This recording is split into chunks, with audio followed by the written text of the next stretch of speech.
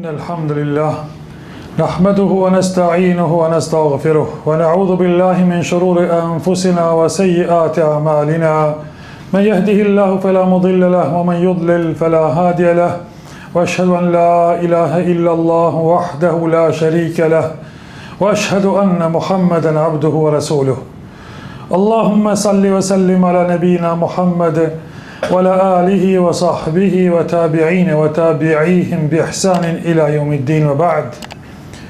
Falenderimet I takojnë Allahut subhanahu wa taala, prej tij ndihmë kërkojmë dhe vetëm tek ai mbështetemi dhe vetëm prej tij falje për gabimet tona kërkojmë.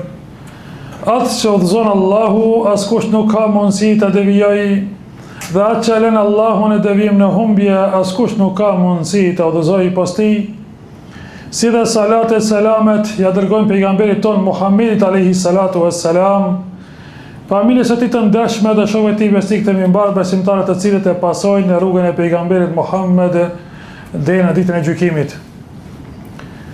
Vëllezër të nderuar besimtar, sot me ju do të flasim rreth rolit shumë dimensional të xhamisë, të shtëpive të Allahut. Xhamiat quhen shtëpia të Allahut sepse I atribuohen këto vende Allahut subhanahu wa taala për shkak madhështisë që e posedojnë këto vende.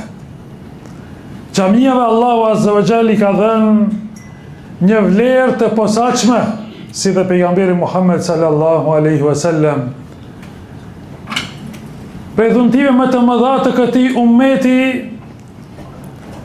janë xhamiat, janë vendfaljet. Xhamia nuk është vetëm një objekt, një kult I namazit, I adhurimit, por është një institucion. Është një institucion shumë me vlerë, ku ndërtohet personaliteti I besimtarit, ku edukohet besimtari, ku ka besimtari shumë dobi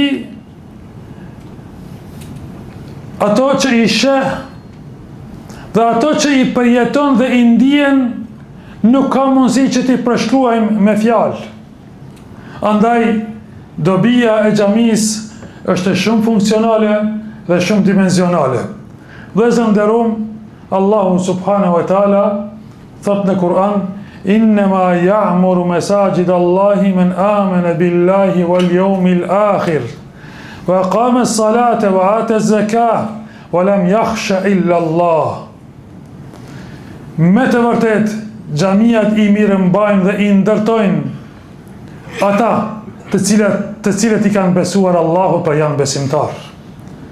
Dhe e falin namazin për hir të Allahut, dhe japin zakatin, I dalin në ndihmë nevojtarëve, dhe nuk e kanë frikë askë tjetër përpos Allahut subhanahu wa taala. Këta I mirëmbajnë xhamiat e Allahut subhanahu wa taala. Këta janë të dobishëm për vetveten e tyre, janë të dobishëm edhe për shoqërinë se ku jetojnë. E shihni si Allahu azza wa jall I renditi cilësitë e besimtarëve të cilët janë në xhamiat e Allahut azza wa jall. Pa e besojnë Allahun, për të arsye shkojnë në xhami. E falin namazin në xhami. Dhe japin zakat, I ndihmojnë, I dalin në ndihmë të varfërve. Dhe askën nuk I kanë frikë përpos Allahut subhanahu wa taala. Nuk frigohen nga varfëria, nuk frigohen nga ajo, nuk frigohen nga kjo, nuk frigohen nga askush tjetër, sepse janë besimtar të sinqert ndaj Allahut subhanahu wa taala. Vëllezër ndashur besimtar, pejgamberi sallallahu alaihi wasallam kur erdhi në Medinë nuk filloi as me treg, as me asgjë tjetër, por filloi me ndërtimin e xhamisë.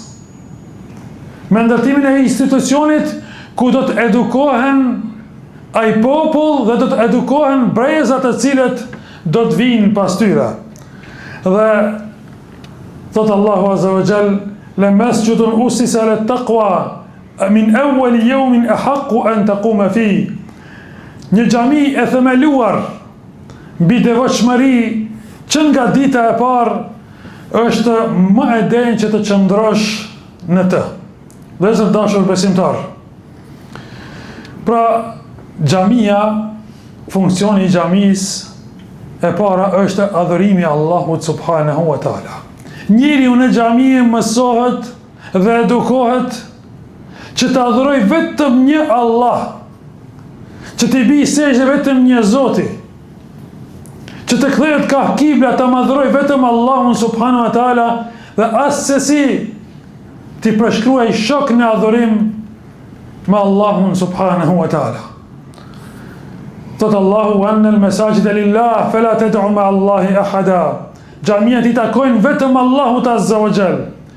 Dhe asken mos e barazo në adhurim me Allahun subhanahu wa taala. Pra mos e krahaso asken në adhurim me Allahun azza wa jall. Në xhami zemra pastrohet. Pastrohet për çdo adhurimi tjetër, pastrohet për çdo besimi tjetër. Zemra dhe mendja pastrohet prej besytnive. Njeriu në xhami mësohet e mëson akiden e pastër, besimin e pastër se si duhet të adhurohet dhe si duhet të besohet Allahu subhanahu wa taala. Njeriu në xhami mësohet mu largu prej mëkateve. Forcohet lidhja me Allahun subhanahu wa taala. Njeriu në xhami mëson ditori të dobishme nga burimi i Kur'anit dhe i sunetit të pejgamberit sallallahu alaihi wasallam. Dhe thot pejgamberi alaihi salam, vendet më të dashura për Allahun azza wa jall janë xhamiat. Vëzëm nderuam, një njeri i cili shkon në xhami, thot pejgamberi sallallahu alaihi wasallam, ai i cili shkon në xhami në mëngjes apo në mbrëmje, i përgatitet në vend në xhennet sara që të shkojnë në xhami, qoftë në mëngjes apo në mbrëmje. E çka është puna e atij i cili shkon 5 herë në ditë në xhami? Pra vlerësoni vetë se çfarë shpërblimi të madh ka tek Allahu subhanahu wa taala. Funksioni i xhamis u vërtetua në kohën e pejgamberit sallallahu alaihi wasallam se si u edukuan ata burra, ata sahabi në xhamin e pejgamberit sallallahu alaihi wasallam. Nga xhamit dolën udhëheqësa të ummetit të mëdhej, të cilët do të përmenden deri në ditën e gjykimit. Nga xhamia e pejgamberit sallallahu alaihi wasallam si khalife dol Abu Bekri radhiyallahu anhu, Omeri radhiyallahu anhu, kush ishte në xahiliet, në ignorancë, dhe si e transformoi xhamia dhe besimi Omerin radhiyallahu anhu në udhëheqësin më të mirë dhe më të drejtë të mundshëm. Othmani radhiyallahu anhu, Aliu, e sahabit e shumë të tjerë që ne sot kemi dobi në vazhdimsi nga veprimet dhe thënjet e atyre sahabive të cilët ishin prezent në xhamin e pejgamberit sallallahu alaihi wasallam. Parasysh o vëllezër, ditoria e dobishme është ditoria e fesë islame, ditori që shpërblesh në dynjë në ahiret. Parasysh pejgamberi sallallahu alaihi wasallam thot, ai njeri i cili e ndjek një rrugë të ditorisë, mëson për fenë Allahut azza wa jall, mëson për halalin, mëson për haramin, e ka dert fenë Allahut azza wa jall, e ka dert besimin, dhe mëson, lexon, edukohet, kjo rrugë do ta shpijë atë në xhennet. Pra kërko ditorin islame, mëso për fenë tënde, sepse të lehtësohet rruga për në xhennet. Vëzëm nderuam, pejgamberi sallallahu alaihi wasallam nuk e neglizhu asesi e rinin. Dhe pejgamberi sa më thot se në hyrjen e arshit të Allahut azza wa jall do të jetë edhe një i ri. Do të jetë një i ri, një person që zemrën e ka të lidhur me xhamin e Allahut subhanahu wa taala.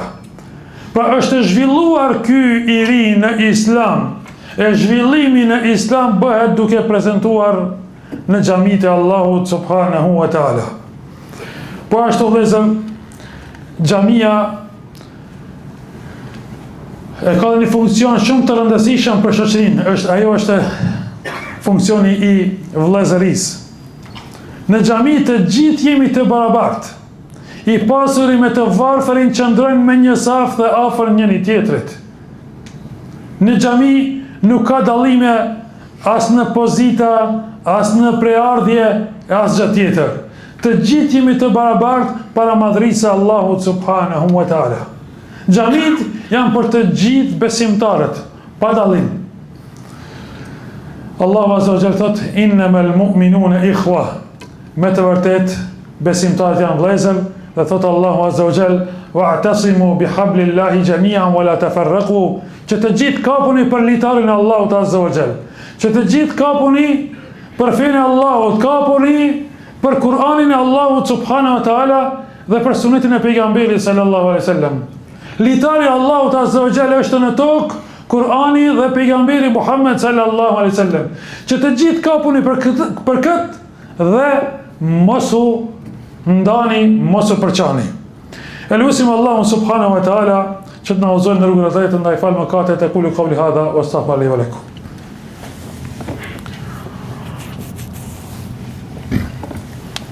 Alhamdulillahi rabbil alamin wa afdalus salatu wa tamu taslim ala nabiyina Muhammedin sallallahu alaihi wasallam.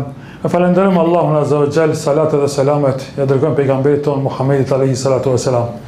Vëllezër nderuar besimtar, xhamia ka funksionuar dhe funksionon si një qendër sociale, ku besimtarët njoftohen për njëri tjetrin për hallet e tyre, edhe mobilizohen për të ndihmuar, qoftë me sadaka, qoftë me sadakatul fitr, qoftë me zeqat, qoftë me mish të kurbanit e kështu me radhë.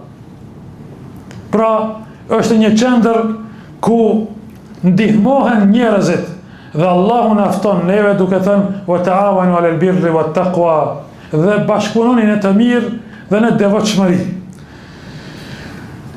Xhamia funksionon në zgjidhjen e problemeve familjare, sociale, ekonomike e tjerë. Kushdo që ka mosmarrveshje kthehet në xhami, kthehet tek imami. Çdo besimtar së pari këshillohet me imamin, me hoxhën që i ka, me mësuesit që i ka në xhami, kështu që ta bëjë një zgjidhje dhe një rrugdalje për problemet apo për mosmarrveshjet që i ndodhin gjatë jetës. Andaj vëllezër të dashur besimtar, nuk harrojmë edhe funksionin e xhamisë gjatë shekujve në formimin edhe ruajtjen e popullit ton dhe tokave tona. Në për xhamia në të kaluarën janë mobilizuar ushtrit, janë mbajtur takime të ndryshme. Lidhja e njohur e Prizrenit ka ndodhur në xhaminë e Bayraklis, ku kanë ardhur delegatë të shumë nga gjitha viset shqiptare, anë mban tokave shqiptare, janë mbledhur në xhaminë e Bayraklis. Prej xhamiave dhe në kohën e fundit, pra në kohën bashkohore të luftës së fundit, nga shumë xhamia në mban Kosovës janë mobilizuar ushtar. Para luftës, xhamiat shërbenin si shkolla, ku mësonin pra shkollat e fakulteteve të ndryshme, shkollat e mesme, e kështu me radhë, u mbanin në për xhamiat anë mban Kosovës. Kështu që vëllezër të dashur, xhamia është shumë dimensionale dhe shumë funksionale për ata të cilët din me shfrytëzu këtë mundësi. Xhamia gjallërohet me besimtarët e cilët janë. Xhamia gjallërohet me aktivitetet që mbahen në për xhamia, ku edukohen brezat dhe familjet. Elusim Allahun subhanahu wa taala të na udhëzojë në rrugën e drejtë. Elusim Allahun të na i falë mëkatet. Elusim Allahun subhanahu wa taala që të na udhëzojë neve përmes neve të udhëzojë dhe të tjerët. Elusim Allahun azza wa jall, kur të dajmë për kësaj bote të ndajmë me fjalën la ilaha illallah, duke qenë Allahu kënaqur me neve. Amin e amin. Walhamdulillahi rabbil alamin. Wa aqimus salah. Inna salata tanha al-fahsha'i wal munkar wa la dhikrullahi akbar wallahu ya'lamu ma tasna'un.